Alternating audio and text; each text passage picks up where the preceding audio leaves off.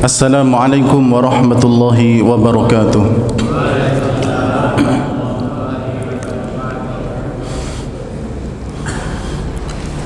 Innal hamdalillah nahmaduhu wa nasta'inuhu wa nastaghfiruh wa na'udzu billahi min shururi anfusina wa min sayyiati a'malina. من يهده الله فلا مضل له ومن يضلل فلا هادي له أشهد أن لا إله إلا الله وحده لا شريك له وأشهد أن محمدا عبده ورسوله صلى الله عليه وعلى آله وأصحابه ومن سار على نهجه وتمسك بسنته إلى يوم الدين Wasallama tasliman katsira, amma ba'du. Jamaah kaum muslimin wal muslimat rahimani wa rahimakumullah. Alhamdulillah, segala puji hanya milik Allah tabaraka wa ta'ala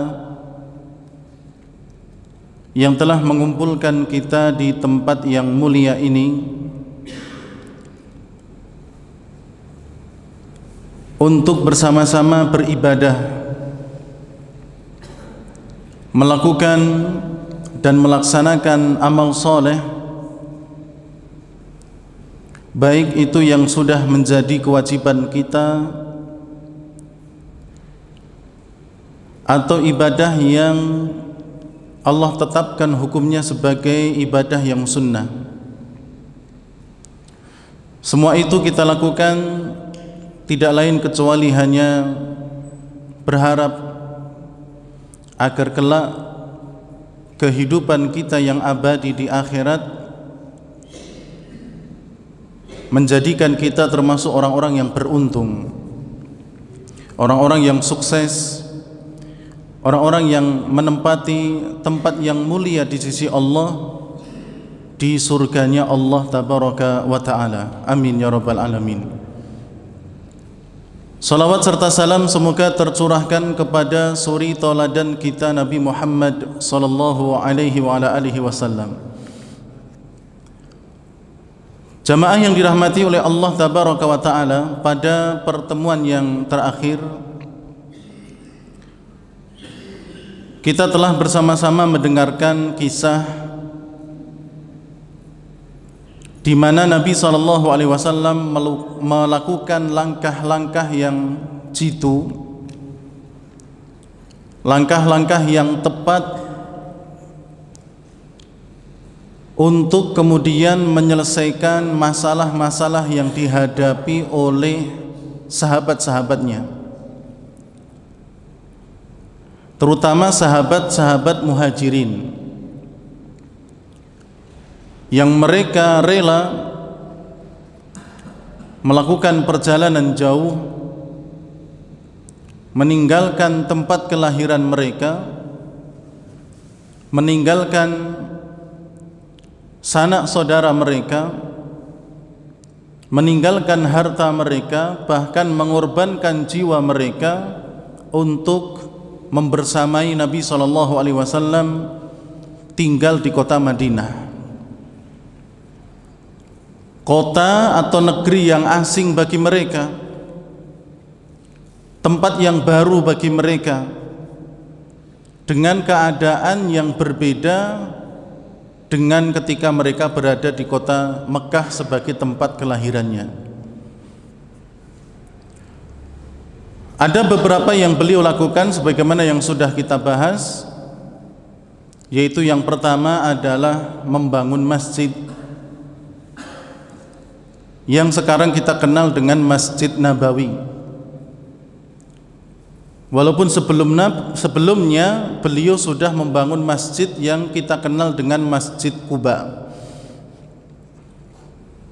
Walaupun kemudian pusat daripada pemerintahan beliau adalah berada di Masjid Nabawi. Kemudian yang kedua, di pembahasan yang terakhir kita telah bersama-sama mendengarkan langkah beliau yang kedua untuk mengatasi problem yang ada di kalangan para sahabat, yaitu dengan al-mu'akhah bainal muslimin, ya, mempersaudarakan antara kaum muslimin dari kalangan muhajirin dengan ansor. Ya, dalam riwayat jumlah mereka ada 100, setengahnya dari muhajirin, setengahnya dari ansor. Di riwayat yang lain, dan itu dikuatkan oleh penulis kitab Ar-Rahiq Al-Makhtum, jumlah mereka ada 90 orang, setengahnya dari muhajirin, setengahnya dari ansor. Mereka dipersaudarakan oleh Nabi sallallahu alaihi wa ala alihi wasallam. Dan efek daripada persaudaraan ini, jamaah yang dirahmati oleh Allah, adalah adanya saling mewarisi antara dua orang yang dipersaudarakan tersebut. Ya, saat itu Nabi mempersaudarakan Muhajirin dan Ansor di rumahnya Anas ibn Malik radhiyallahu taala an. Ya, jadi mereka sampai kemudian saling mewarisi antara dua orang yang dipersaudarakan oleh Nabi SAW, padahal mereka bukan satu keturunan, ya, bukan ahli waris, bukan satu terah, ya, mereka beda, ya, beda warga, beda keluarga, tapi saat itu memang mereka saling mewarisi, sekalipun kemudian hal tersebut dibatalkan oleh Nabi SAW, artinya tidak ada saling mewarisi lagi setelah turun surat Al-Anfal ayat yang ke-75. Ya, turun bahwa yang berhak mendapatkan waris adalah ahli warisnya yang memiliki hubungan darah. Sedangkan kalau hanya sekedar dipersaudarakan, mereka tidak berhak mendapatkan waris. Akhirnya dibatalkan. Tapi persaudaraan masih terus berlangsung, saling membantu, ya, saling menolong, itu masih terus berlaku. Hanya satu ini saja yang dibatalkan, yaitu tidak saling mewarisi lagi. Kemudian jamaah yang dirahmati oleh Allah, pada malam hari ini kita akan kembali mendengarkan langkah yang akan diambil oleh Nabi, ya, setelah beliau diangkat menjadi pemimpin di kota Madinah, dan beliau ingin membereskan terlebih dahulu problem-problem yang ada di kalangan sahabat, karena nanti masih ada problem yang ada di orang-orang musyrik, ya, yang di dalam orang musyrik itu juga terdapat orang-orang munafik yang diketuai oleh Abdullah bin Ubay bin Salul. Dia nanti yang kemudian akan bikin onar dari dalam, ya, bikin onar dari dalam. Banyak sekali nanti, ya, yang akan perbuat oleh orang-orang munafik ini dari dalam. Kemudian di sisi lain beliau juga harus membereskan problem dari orang-orang Yahudi, ya, dari orang-orang Yahudi. Tapi beliau ingin menyelesaikan dari permasalahan para sahabat terlebih dahulu. Ya, setelah membangun masjid, kemudian mempersaudarakan Muhajirin dan Ansor, langkah yang berikutnya yang dilakukan oleh Nabi adalah Mitsaqut Tahaluf al-Islami, yaitu membuat butir-butir perjanjian Islam, ya, antara Muhajirin dan Ansor.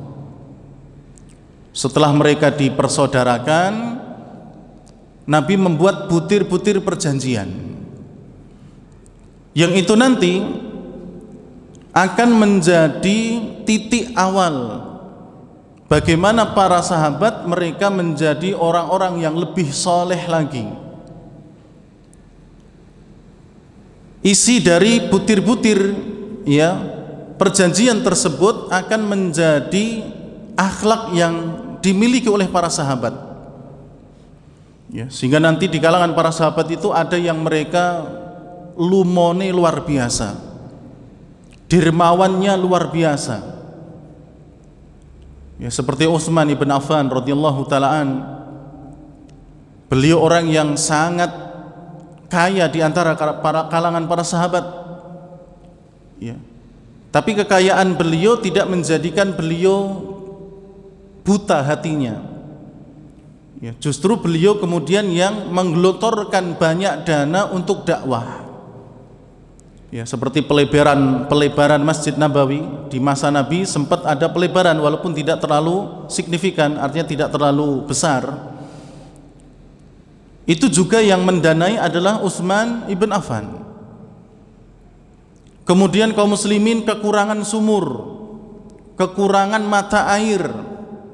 Saat itu ada sumur milik orang Yahudi.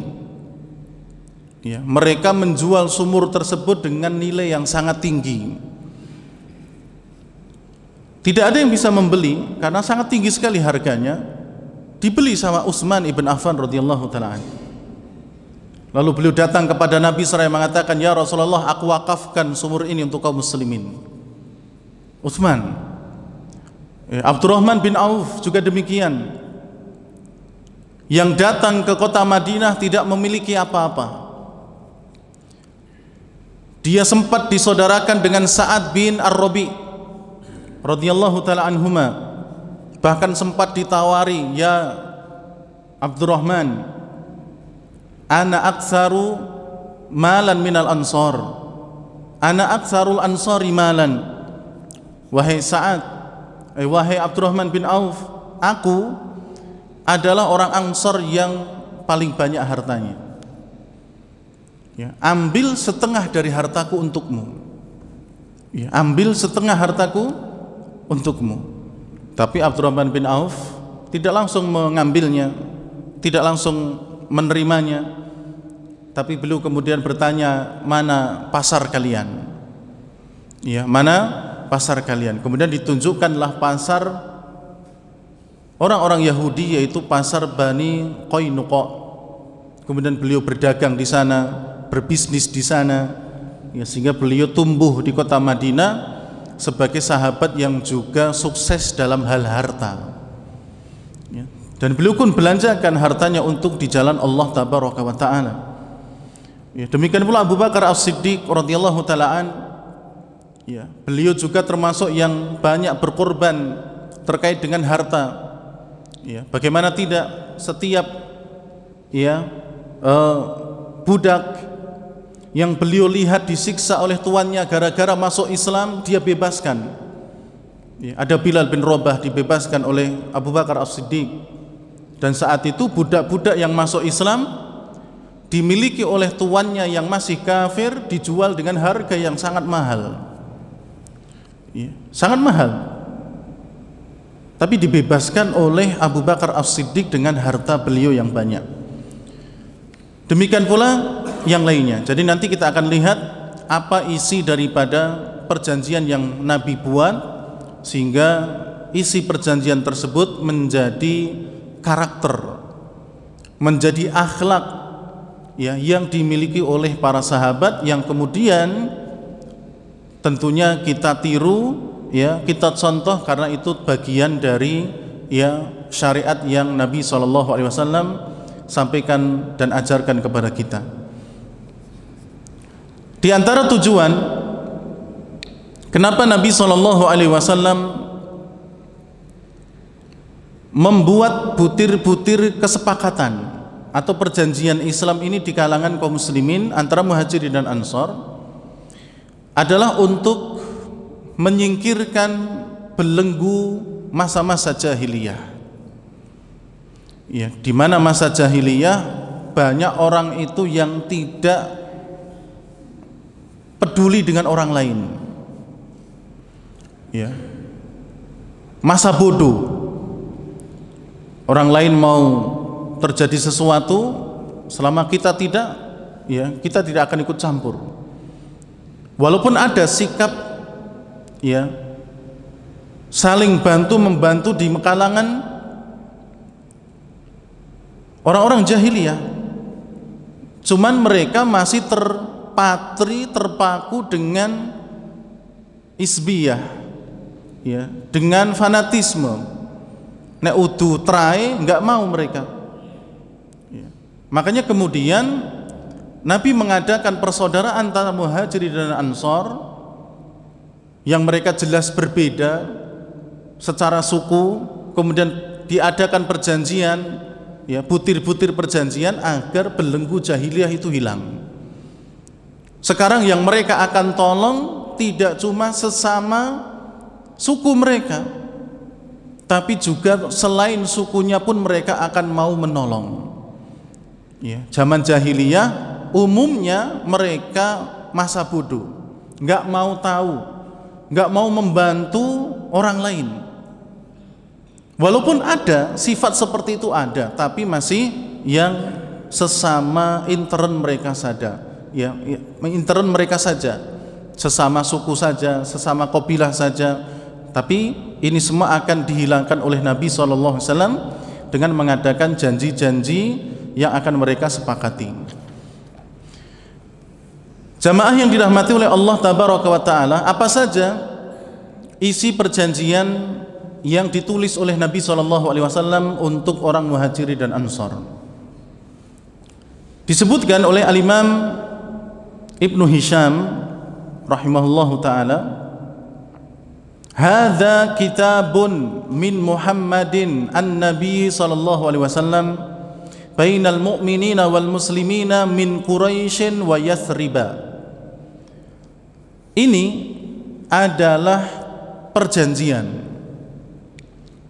dari Muhammad, sang Nabi utusan Allah Tabaraka wa Ta'ala, antara orang-orang yang beriman, antara orang-orang muslim dari kalangan Quraisy dan juga Yathrib, ya, maksudnya adalah Muhajirin dan Ansor. Quraisy ini Muhajirin mewakili, walaupun dari mereka ada yang di luar dari Quraisy. Kemudian Yathrib yang dimaksud adalah Ansor, orang-orang yang mereka penduduk asli dari Madinah. Ya, ini adalah perjanjian, tulisan perjanjian yang dibuat oleh Muhammad sang Nabi utusan Allah untuk orang-orang mukmin dan muslim dari Quraisy dan juga Yathrib, Muhajirin dan Ansor. Wa man tabi'ahum falahiqa bihim wa jahada ma'ahum, termasuk bagi mereka yang mengikuti dan menyusul mereka, baik Muhajirin ataupun Ansor. Misalnya dari Yahudi, mereka masuk Islam, ya, maka mereka pun juga akan berlaku, ya, terhadap perjanjian ini. Wajahada ma'ahum, demikian pula mereka yang ikut berjihad bersama para sahabat. Perjanjian yang ditulis oleh Nabi yang pertama adalah innahum ummatun wahidatun min dunin nas. Mereka ini, ya, kaum Yahudi, kaum Muhajirin dan Ansor serta orang-orang yang nanti akan ikut mereka masuk Islam, mereka adalah umat yang satu. Ya, mereka adalah umat yang satu. Walaupun mungkin dari berbagai macam wilayah atau suku. Ya, ada suku Quraisy, ada orang-orang Ansor. Ya, dari Ansor pun beberapa kabilah, dari Quraisy juga demikian. Bahkan, ya, ada yang dari Persia seperti Salman Al-Farisi, ya, dari Persia. Demikian pula sahabat-sahabat yang lain. Ya, mereka semua sekalipun berbeda-beda, mereka adalah umat yang satu. Ya, jadi mirip seperti Bhinneka Tunggal Ika.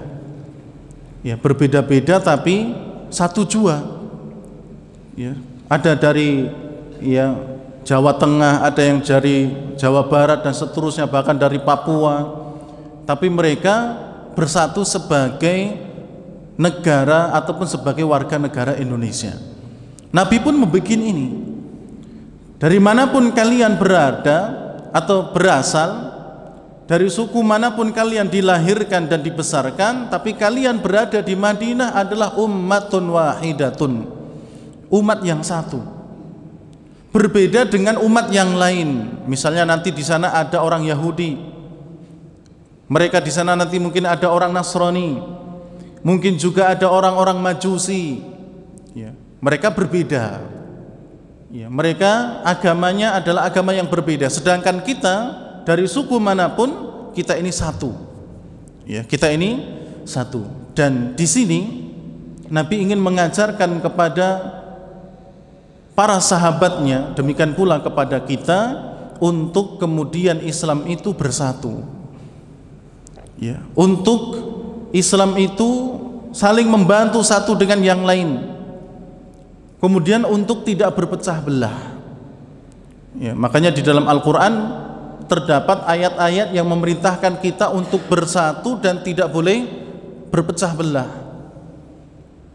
Wa'tasimu bihablillahi jami'an wa la tafarraqu, kata Allah di surat Ali Imran. Ya, berpegang teguhlah kalian dengan tali Allah tabaraka wa ta'ala. Ya, tali Allah ini ditafsirkan Al-Quran, ditafsirkan Sunnah, ditafsirkan dengan Islam. Artinya berpegang teguhlah kalian dari manapun kalian dengan tali Allah, yaitu Islam. Ya, dengan Islam ini kalian bersatu. Dengan Islam ini kalian walaupun dari manapun berasalnya, kalian bersaudara. Ya, kalian bersaudara. Wala tafarraqu, dan janganlah kalian berpecah belah. Ya, dan janganlah kalian berpecah belah.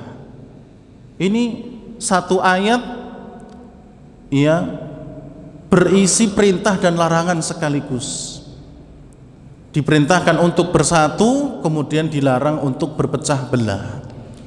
Ya, sesungguhnya mereka, kata Nabi dalam butir-butir perjanjian Islam itu adalah bahwa kaum Muhajirin dan Ansor, demikian pula orang-orang yang ikut mereka, menyusul mereka, berjihad bersama mereka, mereka adalah satu umat yang sama. Kemudian yang kedua, butiran yang beliau sebutkan adalah al-muhajirun min Quraisyin ala rib'atihim yata'aqaluna bainahum wa hum yafduna aniyahum bil ma'rufi wal qisti bainal mu'minin.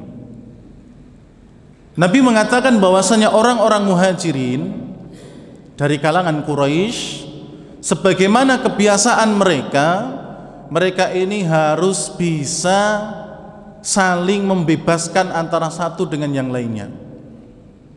Ya, saling bisa menebus antara satu dengan yang lainnya, yang dilakukan dengan baik, dengan adil di antara kaum mukminin. Wa kullu qabilatin minal ansor ala rib'atihim yata'aqaluna, demikian pula orang-orang Ansor, ya, suku Ansor, mereka juga seharusnya bisa saling menebus antara satu dengan yang lain, bisa saling membebaskan antara satu dengan yang lainnya jika ada yang ditawan. Wa kullu ta'ifatin minhum tafda'aniyaha bil ma'rufi wal qisti bainal muslimin. Kemudian keduanya nanti, yakni suku Quraisy, suku Muhajirin, ya, dan juga Ansor, mereka bisa bekerja sama untuk bisa saling menebus antara satu suku dengan suku yang lain dengan baik dan juga adil di kalangan kaum muslimin. Di sini jamaah yang dirahmati oleh Allah, Nabi ingin mengajarkan kepada para sahabat dari kalangan Muhajirin maupun Ansar untuk mereka bisa berusaha sendiri terlebih dahulu. Ya, karena masa-masa ini nanti, ya, nanti ke depan insya Allah kita akan lalui bagaimana para sahabat itu mereka melakukan peperangan. Ya, dalam peperangan itu terkadang ada yang ditawan. Tawanan ini terkadang dijadikan oleh musuh untuk mereka bisa mendapatkan tebusan. Ya, dengan tebusan nanti mereka punya harta, bisa dibelikan senjata, bisa untuk operasional tentara mereka dan seterusnya. Ya, dan itu biasa zaman dahulu. Kalau ada tawanan ditebus, bahkan sekarang pun demikian. Ya, ada tawanan yang tertawan ditebus oleh negaranya, dan itu sesuatu hal yang sangat wajar dalam masa-masa peperangan. Tapi ketika ada yang ditawan, Nabi ingin mengajarkan kepada Muhajirin dan Ansor untuk bisa berusaha sendiri terlebih dahulu. Misalnya dari kalangan Muhajirin ada yang tertawan, supaya orang-orang Muhajirin dulu yang membebaskan. Dari kalangan Ansor juga ada yang ditawan misalnya, maka Nabi mengajarkan supaya orang-orang Ansor terlebih dahulu yang mereka berusaha untuk membebaskan saudaranya dari kalangan Ansor. Baru nanti kalau memang tidak mampu, wa kullu ta'ifatin minhum tafda'aniyaha bil ma'ruf wal qisti bainal muslimin. Baru antara Muhajirin dan Ansor saling tolong menolong. Ya, oleh karena itu jamaah yang dirahmati oleh Allah, ini menjadi karakteristik para sahabat, akhlak baik para sahabat saat itu. Mereka suka tolong menolong. Ya, makanya dalam Al-Quran pun Allah mengatakan wa ta'awanu alal birri wat taqwa, ya, dan bertolong menolonglah kalian, saling membantulah kalian dalam hal kebaikan dan ketakwaan. Kemudian Allah larang wala ta'awanu alal ismi wal udwan, dan janganlah kalian saling tolong menolong dalam dosa dan permusuhan. Demikian pula dalam riwayat-riwayat, ya, Nabi SAW banyak menyebutkan tentang, ya, keutamaan membantu orang lain. Ya, bahkan Nabi menyebutkan bahwa membantu orang lain menaikkan barang ke kendaraan saja itu sudah termasuk sedekah. Ya, membantu orang lain menaikkan barang dagangan atau barang bawaan ke atas kendaraan itu sudah sedekah. Apalagi membantu dengan yang lainnya. Ya, ini menjadi apa? Akhlak yang dimiliki oleh para sahabat. Mereka kuat, ya, untuk menghadapi masalah itu di diri sendiri mereka. Setelah itu baru kalau tidak kuat meminta pertolongan orang lain, dan yang ditolong pun mereka mampu untuk melakukan hal tersebut. Kemudian yang ketiga, jamaah yang dirahmati oleh Allah Tabaraka wa Ta'ala, butir-butir perjanjian yang Nabi bikin, yang Nabi buat antara Muhajirin Ansor adalah wa innal mu'minin la yatrukuna mufrahan bainahum. Tidak boleh orang-orang yang beriman itu membiarkan begitu saja seseorang yang menanggung beban hidupnya begitu banyak. Ya. Jadi Nabi ingin mengajarkan kepada para sahabat agar kalau ada yang kesusahan itu jangan dibiarkan begitu saja. Ya, kasih mereka bantuan. Apakah itu dengan solusi, saran, atau mungkin bantuan yang lain. Kalau ada orang yang memang benar menanggung beban kehidupannya begitu berat, jangan dibiarkan. Ya, dibantu. Ayatuhu bil ma'ruf fi fida'in aw aqlin. Dan kalau ingin memberi sesuatu, memberilah dengan cara yang baik. Kalau ingin membantu, bantulah dengan cara yang baik. Ya, kalau dulu disebutkan di sini terkait dengan menebus, ya, menebus tawanan, itu terkadang perkara yang berat bagi mereka saat itu.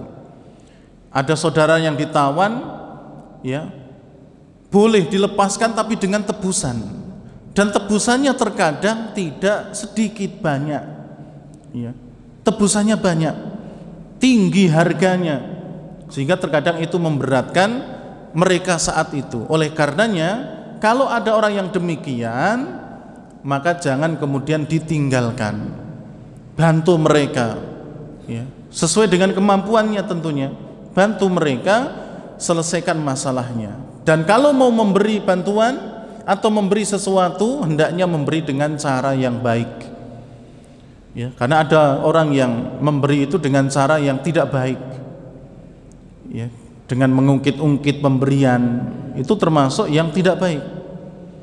Ya. Makanya Allah melarang perkara ini, ya, membantu orang lain tapi dengan mengungkit-ungkit pemberian, ya, atau bahkan terkadang menghardik orang yang diberi.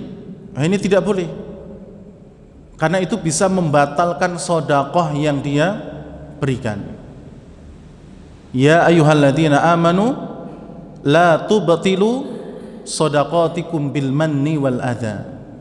wahai orang-orang yang beriman, janganlah kalian membatalkan sedekah kalian, pemberian kalian, infak kalian, dengan cara mengungkit-ungkit pemberian itu dan juga menyakiti orang yang diberi.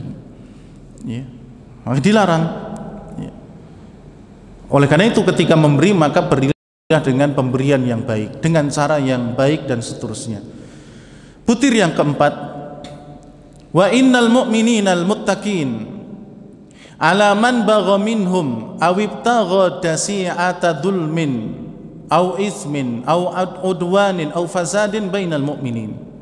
Kata Nabi SAW, sesungguhnya orang-orang yang beriman dan juga yang bertakwa terhadap orang-orang yang zalim harus melawan, terhadap orang-orang yang berbuat dosa harus diingatkan, terhadap orang-orang yang membuat atau mengadakan permusuhan dan juga kerusakan harus kemudian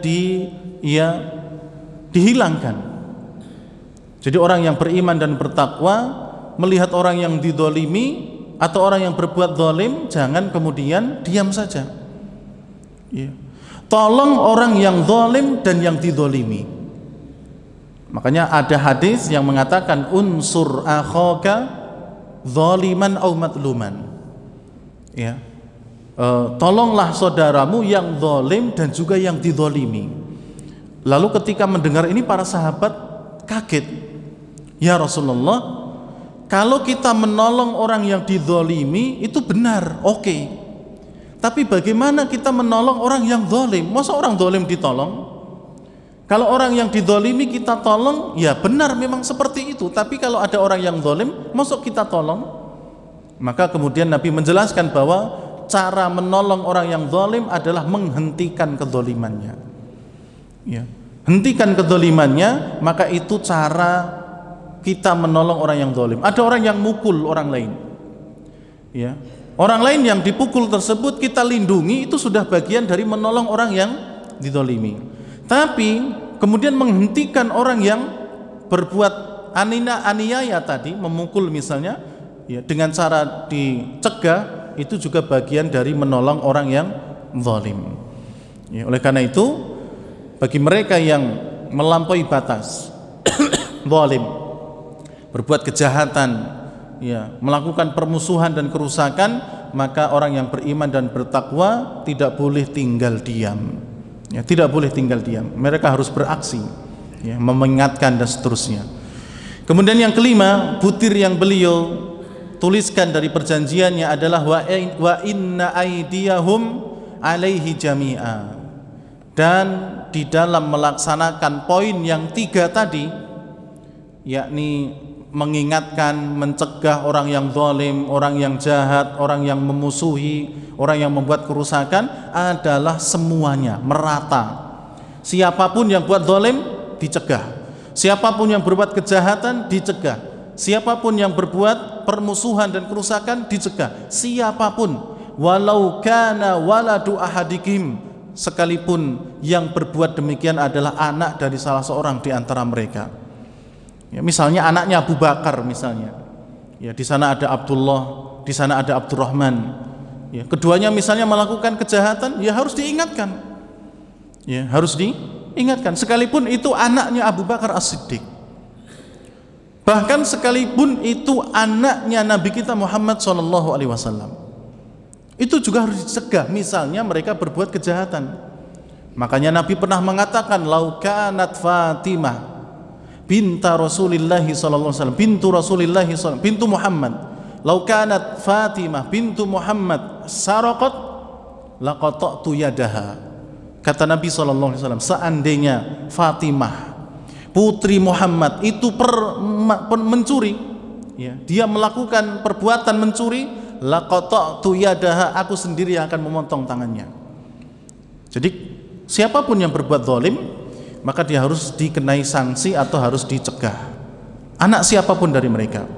Kemudian yang keenam, wala yaqtulu mu'minun mu'minan fi kafirin, tidak boleh seorang mukmin membunuh mukmin yang lain karena membela orang kafir, ya, tidak boleh, Ini perjanjian butir yang keenam. Yang ketujuh, wala yansuru kafiran ala mu'min. Tidak boleh seseorang menolong orang kafir untuk mengalahkan dan menyerang orang mukmin. Ya, ini tidak boleh. Kemudian yang ke-8, wa inna dhimmatallahi wahidah yujiru alaihim adnahum.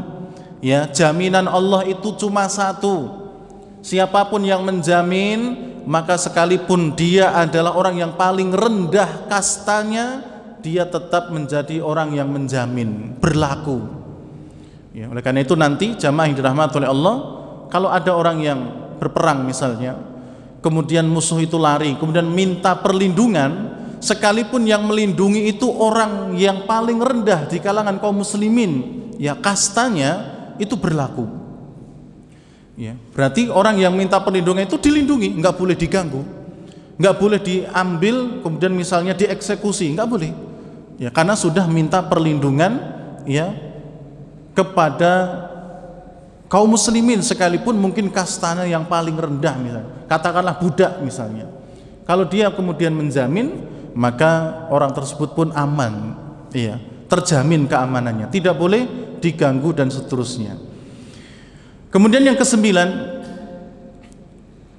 wa inna man taba'ana min yahudin fa inna lahun nasru wal uswah. Apabila ada di antara orang-orang Yahudi misalnya ikut dengan kalian, ikut dengan kita masuk Islam, fa inna lahun nasru wal uswah, maka dia pun akan mendapatkan hak pertolongan dan juga menjadi keluarga, ya, menjadi anggota keluarga kita. Walaupun dia berasal dari suku Yahudi, tapi dia masuk Islam, maka dia berhak mendapatkan pertolongan, juga kita anggap sebagai keluarga. Ghairu madlumin, mereka tidak boleh dizalimi, wala mutanasirina alaihim, mereka juga tidak boleh ditelantarkan, ya, selama mereka masuk Islam. Kalau tidak masuk Islam, maka tentu mereka tidak ditolong, juga tidak diberikan hak keluarga, tidak dianggap sebagai keluarga. Tapi kalau mereka mau mengikuti perjanjian, ya, nanti insya Allah akan ada, ya, waktu dimana kita akan membahas tentang perjanjian Nabi dengan orang-orang Yahudi. Selama mereka mengikuti perjanjian tersebut, mereka akan mendapatkan perlindungan, ya, mereka akan mendapatkan perlindungan. Yang ke-10, perdamaian yang dilakukan oleh kaum mukminin itu hanya satu, ya, tidak boleh perdamaian itu dilakukan oleh perorangan saja tanpa kaum mukmin yang lain, ya. Jadi kalau perdamaian itu harus dirembuk dulu. Ya, tidak boleh satu melakukan perdamaian kemudian yang lainnya tidak diajak. Ya, terkait, apalagi ini terkait dengan apa? Peperangan di jalan Allah Tabaraka wa Ta'ala. Jadi harus dirembuk dulu tanpa, ya, bermain dengan sendirinya. Kemudian yang ke-11, innal mu'minin, sesungguhnya orang-orang mukminin satu dengan yang lainnya itu saling menampung, ya, saling menolong, saling membantu, sehingga darah mereka itu terjaga ketika mereka perang. Yang ke-12, wa innahu la yujiru musyrikun malan li Quraisyin wala nafsan wala yahulu dunahu ala mu'min. Ya, Nabi SAW mengatakan bahwasannya sesungguhnya orang musyrik tidak boleh melindungi harta dan jiwanya orang Quraisy. Mereka pun juga tidak boleh menghalau atau merintangi apa yang akan dilakukan oleh orang-orang yang beriman. Ya, ini perjanjian yang ditulis oleh Nabi SAW. Yang ke-13, barang siapa yang membunuh orang lain tanpa ada kesalahan yang dia buat, maka dia berhak dihukum. Ya, jadi kalau ada orang yang melakukan pembunuhan di Madinah, sedangkan yang dibunuh ini tidak melakukan kesalahan apa-apa, maka yang membunuh ini harus dihukum, harus dihukum, kecuali jika keluarga yang terbunuh mereka ridho tentang perkara tersebut. Ya, tidak usah dikisos misalnya, tidak usah bayar diat misalnya, ya sudah, berarti dia bebas. Tapi kalau keluarganya tidak rela, maka dia harus dijatuhi hukuman. Yang ke-14, orang-orang yang mukmin dalam masalah memberikan hukuman kepada orang yang membunuh orang lain tanpa alasan yang dibenarkan, itu harus menyeluruh, berlaku bagi semuanya. Ya, berlaku bagi semuanya. Tidak boleh mereka diam, harus mereka apa? Sama-sama melakukan ya butir-butir yang ke-13 ini. Ya, itu yang ke-14. Mereka harus sama-sama menegakkan butir 13. Yang ke-15, wa innahu la yahillu limu'minin ayyan sura muhdisan wala yu'awwihi. Tidak boleh bagi seorang mukmin untuk melindungi orang jahat dan juga menolongnya. Kalau ada orang yang berbuat jahat, tidak boleh dilindungi, tidak boleh ditolong. Karena barang siapa yang menolongnya atau melindunginya, fa inna alaihi laknatullah, maka dia akan mendapatkan laknatnya Allah, wa ghadabuhu yaumal qiyamah, demikian pula kemurkaan Allah pada hari kiamat. Ya, ini juga disebutkan dalam sebuah riwayat terkait hal ini, bahwa tidak boleh orang yang jahat di kota Madinah itu dilindungi. Ya, tidak boleh. Kalau demikian maka dia akan mendapatkan laknat Allah dan juga azab ataupun kemurkaan Allah tabaraka wa taala. Kemudian yang terakhir, yang ke-16, jamaah yang dirahmati oleh Allah, butir yang beliau tulis adalah wa innakum mahma ikhtalaftum fihi min syai'in fa inna maraddahu ilallahi azza wa jalla wa illa Muhammad. Dan apapun permasalahan yang kalian perselisihkan, maka kembalikan kepada Allah dan kembalikan kepada Muhammad. Ya, kembalikan hukumnya kepada Al-Quran dan kembalikan hukumnya kepada sunnah Nabi Muhammad sallallahu alaihi wasallam. Jamaah yang dirahmati oleh Allah tabaraka wa taala, ini adalah 16 butir perjanjian Islam yang dibuat oleh Nabi Muhammad sallallahu alaihi wasallam kepada secara khusus kepada orang-orang Muhajirin dan Ansar dan orang-orang yang masuk Islam kebelakangannya, ya, dan semuanya akan dikerjakan oleh para sahabat sehingga semuanya akan menjadi bekal yang akan dibawa oleh para sahabat dalam hidup mereka, sehingga mereka pun menjadi orang-orang yang saling mengasihi, saling menolong, saling membantu dan seterusnya. Dan insyaallah di kesempatan yang lain kita akan lanjutkan pada poin yang berikutnya biidnillahi subhanahu wa ta'ala. Demikian jamaah yang dirahmati oleh Allah, apa yang bisa kita sampaikan dari kajian As-Sirah An-Nabawiyah, dan kurang lebihnya mohon maaf. Kita akhiri subhanakallahumma rabbana wa bihamdik asyhadu an la ilaha illa anta astaghfiruka wa atubu ilaik. Wassalamualaikum warahmatullahi wabarakatuh.